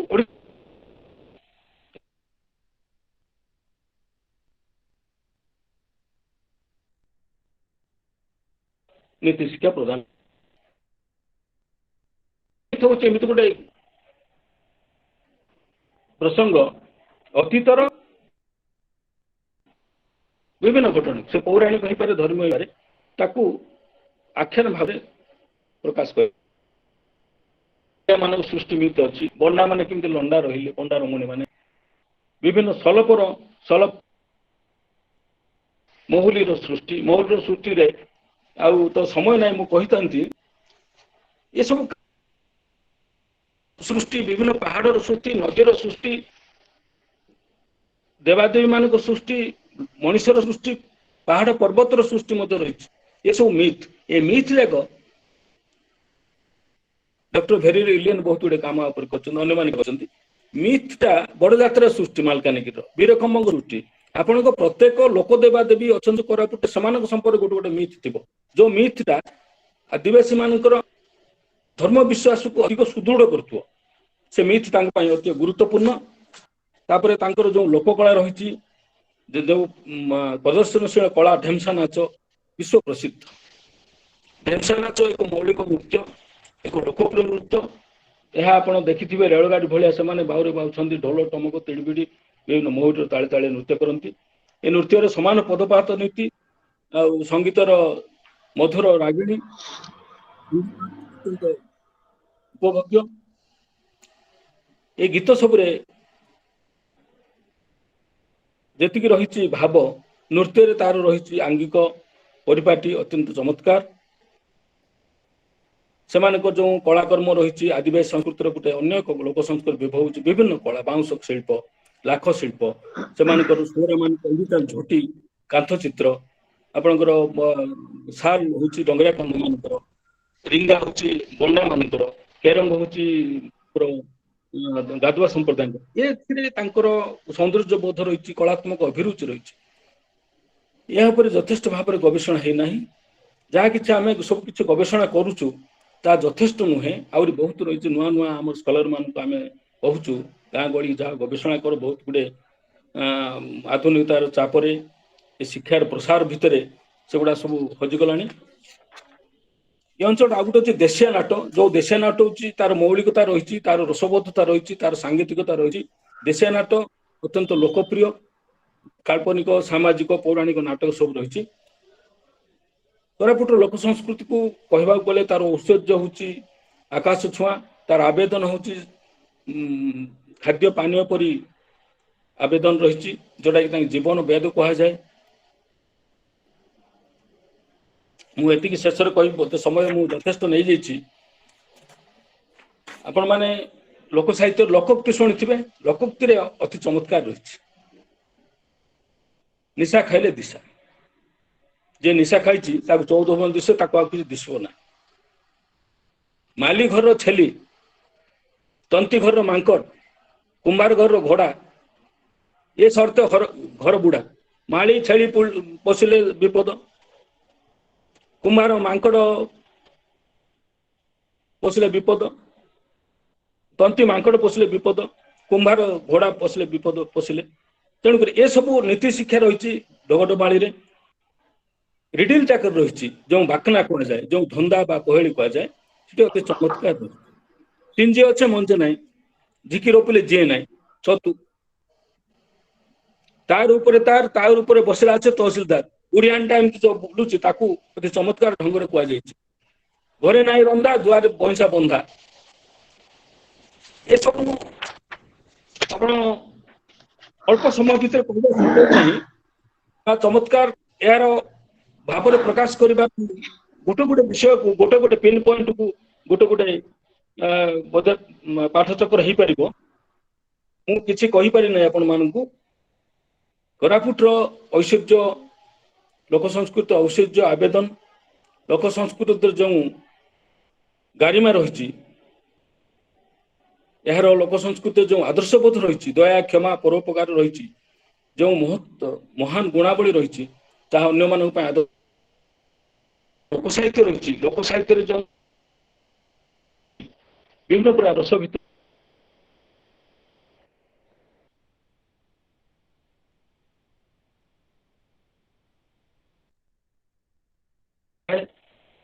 ये लोक साहित्य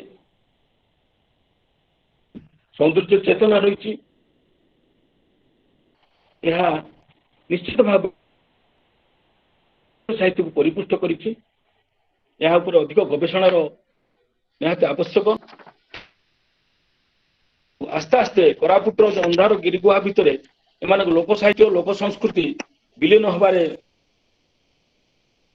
एक जाति क्षति निश्चय ए मानव जातिर प्राचीन इतिहास रही लोक संस्कृति मध्य ये प्राचीन इतिहास आज आस्ते आस्ते एवं देखुना जो कथा नंदपुर वाल्मीकि आश्रम उपर कौन काम होना अधिक कालिदास अधिक गवेषणा दरकार रामगिरी संपर्क में ये सब आस्ते आस्ते विस्मृति गर्भ को जाऊँच कोरापुटर इतिहास मसीकस्त जहाँ कि मिलूँ एबर जहाँ कि लोक संग्रह कर केवल ब्रिटिश अमलू ता पूर्वर किसी षष्ठ अष्टम नवम शताब्दी इतिहास मिलूँ आउे विस्तृत भाव में गवेषणा आवश्यक नहले आधुनिकतार जो प्रसार है आजिकल लोकों हाथ में पिला घर गोटे गोटे मोबाइल रही जो बजार संस्कृतिर जो चाप जो मोह पिला हारी युव समाज को निश्चित भाव में संस्कृति प्रभुत्व क्षति हम ये संस्कृति क्षति हबार अन्य कारण सब कथा गुरुत्व दिए जे संस्कृति को आम पाठ्यपुस्तक आजीवन स्थान दे पारना जो पिला माने तांको संस्कृति पढ़िबा कथा तांको संस्कृति को आम सुजोग देना आदिवासी संस्कृति लोक संस्कृति पिलांग पाठर नाही तेणुक से अलुड़ा कहते से आवश्यक किसी ना होती तेणुक पाठ्यपुस्तक ये संस्कृति निहाती रहा उचित रहिले जाकि उत्साह बढ़ संस्कृतिर मोहनीयता को उपलब्धि करेंगे संस्कृतिर संरक्षण क्षेत्र में वृत्ति हे मु बोधे समय नहीं क्षमा मागुची आपण मानकु समस्त धन्यवाद धैर्य सहित मोर सामान्य आलोचना मु तो आलोचना विस्तृत करें आज झांसी भौणी सहित गोटे प्रोग्राम जोग देकी फेरुची जयपुर रु आज आ गोटे असुविधार अच्छी आपण मैंने सुजोग देइचंती मते धैर्य सहित शुणी मु जहाँ कही बोलती भाभी कहीपारे ना प्रस्तुत बहुत गुड़े मो पास थिला किंतु मु कथा दूची आउ थे केतबेले सुजोग हेले आलोचना करवा स्वामी विवेकानंद लोक संसद मत सुजोग दे विशेष गभीर कृतज्ञता ज्ञापन करूँ धन्यवाद जनाऊँ ये संस्कृति को आसत भल पाइबा ये संस्कृति को आहरी अधिक आम लोकलोचन गाणिमा यार सुरक्षा दिगरे वृत्ति हवा जो संस्कृति आम संस्कृतिर जननी लोक संस्कृति विदग्ध संस्कृति जननी लोक साहित्य विदग्ध साहित्य जननी यह प्रमाणित हो सारी यह प्रमाणित आपण मान तो हृदयंगम करुवे धर्म रे साहित्य रे भाषा रे चलन रे नीलकंठ पंडित नीलकंठ दास कहते जे आमे चलनी रे आमे जदि हवा आर्य आमर आचार विचार तेणुक ये साबर संस्कृति को भल पाइबा यार नमस्कार धन्यवाद धन्यवाद सर बहुत सुंदर भाव आपण आज आम पाखे आलोकपात कर आदिवासी मानकर पंच महाजीवन पारिवारिक जीवन सामाजिक जीवन धार्मिक जीवन कार्मिक जीवन सब दिग दे आम पाखे आज उपस्थापन कर वास्तव में जोड़े संस्कृति गोटे सभ्यता तिष्टि रही है तार संस्कृति तार कल्चर जिते डेभलप से संस्कृति से सभ्यता से उन्नत मानर धरी था आदिवासी संस्कृति मुख्यतः आम कोरापुट को आदिवासी सभ्यता संस्कृति भाव में ग्रहण कर जेहेतु अधाधिक लोक कोरापुट आदिवासी अच्छा आगुरी आवाहन कालू वर्तमान हुए तो विभिन्न आड़ू लोक आसिक बसति स्थापन करुँच कोरापुटर मूल अधिवासी कहले आदिवासी मानक ही बुझाई था सभ्यता तांकर संस्कृति तांकर लोकगीत तांकर पर्व तांकर विभिन्न प्रकार चाली चलन भाषा साहित्य सबुथिरे से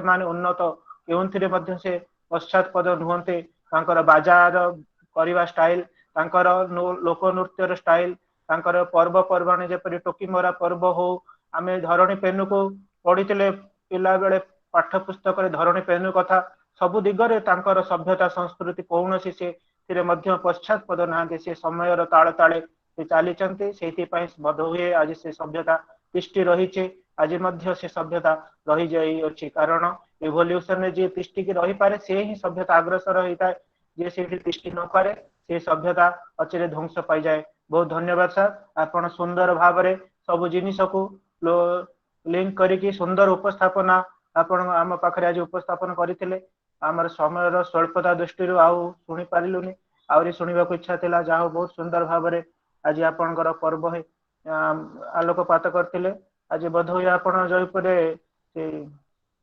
आमर जगदीश चंद्र नायक लोकार्पण होता से आसते बोधे आमर जाई हेलानी आम टे खाम रही आज से जाई पारलेनी बहुत धन्यवाद जाइए सर जाए देखा था ଏ ଯଶସ୍वी ନିଶ୍ଚୟ ଜୟପୁର महान लोक सी जी की आधुनिक जयपुर सृष्टिकर्ता कहले अत्युक्ति हब नाही धन्यवाद से निश्चित तांकर आज जीवनी लोकार्पण होतला संध्या फंक्शन हॉल रे जाओ धन्यवाद सर।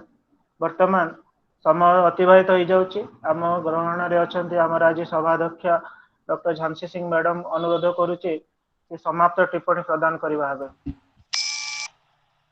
समाप्तर टिप्पणी देवी नहीं कारण समय को आखि आगे रखी राजेंद्र भाई संपर्क रे दी धाड़ी कहबी एवं भाई जहा जी आलोचना कले संक्षेप रे ताकू मु कौन कहबी ता तो समीक्षा हबनी कारण गोटे विराट विस्तृत विषय को तांको भली गवेषक एते कम समय रे कहिबा निहाती कष्ट आमे तांको पर्याय क्रमे भाग भाग करी 2-3टा सेशन रे सुनी पारि थांते समिति आगो को करिबा गोटिए गोटिए विभव को नहीं आमे भल आलोचना करिबा तथापि आलोचना एमिति आरंभ होइथिला 62 प्रकार आदिवासी जनजाति मध्यरु 51टी जनजाति आम अविभक्त कोरापुट जिल्ला रे एवं सेथिरु 4टी आदिम आदिवासी सबुठु भल लागिला शेष धाड़ी टीवी शेष धाड़ी अति चमत्कार भाव से सारिले जे लोक साहित्य ही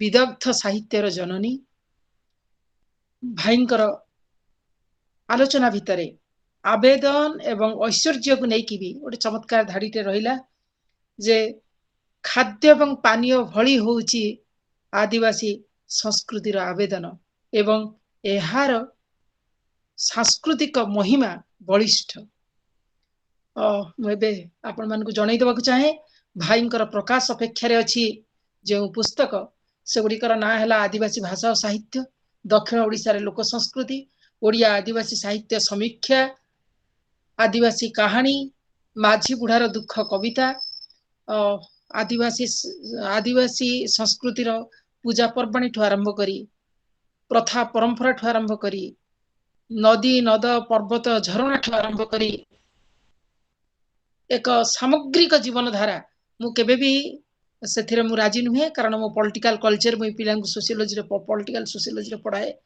केबे भी संस्कृतिर प्रति शब्द कल्चर नुहे ताठु व्यापक आमर सांस्कृतिक विभव किंतु तथापि कर्षण सहित तथापि आमर सांस्कृतिक भावधारा सहित संपर्कित लोक ज्ञान लोक खाद्य लोक चिकित्सा लोक साहित्य लिपि नाही किंतु मौखिक रे केते बलिष्ठ एवं गोटिए कथारे मु राजेंद्र भाई सहित आज राजी नुहे से जहा कहिले काहाकू कहिबा आमे शिक्षित अर्ध शिक्षित अशिक्षित काहाकू कहिबा आमे सभ्य एवं शिक्षित तेणु जोठी मौखिकता एते बलिष्ठ जोठी लोक साहित्य एते जीवंत जोठी जीवन रहिछि सेठी ए मृतवत थिबा पठन लिखन एवं जो विद्या बहु समय रे आमे पाठ्यक्रम रो जो विषय वस्तु पढ़ौताहु ताहा आमर दैनंदिन जीवन एवं समग्र जीवन भितरे ताहा व्यवहार हेई पारे नाही तेणु ए विषय मध्य बुद्धिजीवी मान चिंता करिया पड़िबो मु राजेंद्र भाई को पाखरे कृतज्ञ एवं एटी जणई देबाक चाहे मु नीलकंठ डलियांक सह कथावार्ता करिछि आमर आगामी मास 20 तारिख रे भेट हबो नीलकंठ डालियांक सहित से जने भल वक्ता नुहंती किंतु आमे सुनिबा तांग हृदयर कथा हृदयर भाषा एवं वाल्मीकि भाषा उपरे से जहा काम करिसंती एवं जो भली से भाषा को समृद्ध करबा पई से आशा रखिसंती एवं आमुठ से कोन चाहुचंती मोर 3 दिन तळे मते से देखिबा को आस्तिले तांग सह दीर्घ आलोचना ए विषय रे हिची वर्तमान आज कार्यक्रम को आगु नबा पई मनोरंजन को अनुरोध करूची। धन्यवाद मैडम। वास्तविक लेखा पढ़ार दक्ष हेले शिक्षा ताकू कहे ना अभ्यास व्यवहार सहज ज्ञान नहले शिक्षा हुए ना जाऊ आज आमर सब आलोचना ये शेष होगा जाऊँगी तापरे आम कोरापुट जिलार किसी आलोचना करिया कोरापुट जिलार लोक मैंने सभ्य सभ्य माने समस्त को अनुरोध टिके रहिबे 5-10 मिनिट आलोचना करिया आमर वर्तमान आम गहन रे अछंती श्री सुनीता बेहेरा ତାଙ୍କୁ ଅନୁରୋଧ କରୁଛି ସେ ଧନ୍ୟବାଦ ଅର୍ପଣ କରିବେ। ନମସ୍କାର, ଶୁଭ ସନ୍ଧ୍ୟା। ଏଠାରେ ଉପସ୍ଥିତ ସମସ୍ତ ସଜ୍ଜନ ମଣ୍ଡଳୀକୁ ମୋର ଭକ୍ତିପୂତ ପ୍ରଣାମ ଜଣାଉଛି। ଜଗତର ନାଥ ଜଗନ୍ନାଥଙ୍କ ନିକଟରେ ପ୍ରାର୍ଥନା କରୁଛି ସମସ୍ତଙ୍କୁ ନିରୋଗ ଓ ଶାନ୍ତିରେ ରଖନ୍ତୁ। ଆଜି କୋରାପୁଟ ଜିଲ୍ଲା ଶାଖା ତରଫରୁ ଆଲୋଚ୍ୟ ବିଷୟଟି ରହିଥିଲା କୋରାପୁଟ ଲୋକ ସଂସ୍କୃତି, ଐଶ୍ୱର୍ଯ୍ୟ ଓ ଆବେଦନ। କୋରାପୁଟ ଜିଲ୍ଲା ଏକ ଆଦିବାସୀ ଅଧ୍ୟୁଷିତ ଜିଲ୍ଲା ଅଟେ। ଏଠାରେ ପ୍ରାୟ ସମସ୍ତ ଜାତିର ଆଦିବାସୀ ବାସ କରୁଥିଲେ ସୁଦ୍ଧା ମୁଖ୍ୟତଃ କନ୍ଧମାନେ ଅଧିକ ସଂଖ୍ୟାରେ ବାସ କରନ୍ତି। ତେଣୁ ଏଠାକାର ସଂସ୍କୃତି, ଚାଲିଚଳନ, ପର୍ବପର୍ବାଣୀ, ପରମ୍ପରା ଓ ଅନେକ କ୍ଷେତ୍ରରେ ବେଶଭୂଷା ମଧ୍ୟ ଏହି ଆଦିବାସୀମାନଙ୍କ ଛାପ ଦେଖିବାକୁ ମିଳିଥାଏ। ଏଠିକାର ଲୋକନୃତ୍ୟ ଢେମ୍ସା ମଧ୍ୟ ବିଶ୍ୱ ଦରବାରରେ ସ୍ୱତନ୍ତ୍ର ସ୍ଥାନ ଅଧିକାର କରିଛି। ତେବେ ଏମାନଙ୍କ ମଧ୍ୟରେ ଥିବା ଏକତା ହିଁ ଏମାନଙ୍କର ବଳ। ଆଦିବାସୀମାନେ ଓଡ଼ିଶାର ସଂସ୍କୃତିକୁ ସଦାସର୍ବଦା ପରିପୁଷ୍ଟ କରିଥିଲେ ମଧ୍ୟ ଅନେକ କ୍ଷେତ୍ରରେ ଆଦିବାସୀମାନଙ୍କର ସର୍ବାଙ୍ଗୀନ ଉନ୍ନତି ହୋଇପାରୁନାହିଁ। ଏମାନେ ଆଜି ବି ଅବହେଳିତ ଅବସ୍ଥାରେ ରହିଛନ୍ତି। ମୋ ମତରେ କେବଳ କୋରାପୁଟ ନୁହେଁ, ସମଗ୍ର ଓଡ଼ିଶାରେ ଥିବା ବିଭିନ୍ନ ଆଦିବାସୀମାନଙ୍କୁ ଉଚିତ ଶିକ୍ଷା, ଉନ୍ନତ ଜୀବନଶୈଳୀ ପ୍ରଦାନ କରାଗଲେ ସେମାନେ ଯେ କେବଳ ଆମ ରାଜ୍ୟ ନୁହେଁ କି ଦେଶ ନୁହେଁ, ସମଗ୍ର ବିଶ୍ୱର ଐଶ୍ୱର୍ଯ୍ୟକୁ ରୁଦ୍ଧିମନ୍ତ କରିପାରିବେ। ତେବେ ଆଜିର ଏହି ବିଷୟ ଉପରେ ଆଲୋଚନା ପାଇଁ ଆମ ମୁଖ୍ୟ ଅତିଥି ରୂପେ ଯୋଗ ଦେଇଥିଲେ ଶିକ୍ଷାବିତ୍ ତଥା ଆଦିବାସୀ ସଂସ୍କୃତି ଗବେଷକ ଡକ୍ଟର ରାଜେନ୍ଦ୍ର ପାଢ଼ୀ ସାର୍।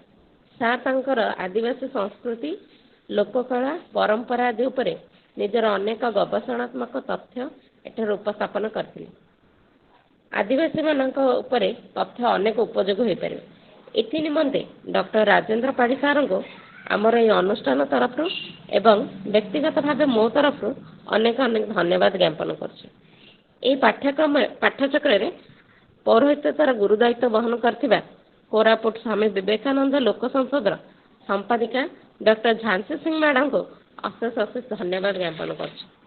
ଏହା ସହିତ ଆଜିର ଏହି ସ୍ୱତନ୍ତ୍ର ଧରଣର ଆଲୋଚନା ଚକ୍ରର ସଂଯୋଜନାର ଦାୟିତ୍ୱ ସୁଚାରୁ ରୂପେ ସମ୍ପାଦନ କରିଥିବା ସ୍ୱାମୀ ବିବେକାନନ୍ଦ ଯୁବ ସଂସଦର ସଦସ୍ୟ ଶ୍ରୀ ମନୋରଞ୍ଜନ ପଣ୍ଡା ସାର୍ଙ୍କୁ ମୁଁ ବ୍ୟକ୍ତିଗତ ଭାବେ ଧନ୍ୟବାଦ ଅର୍ପଣ କରୁଛି।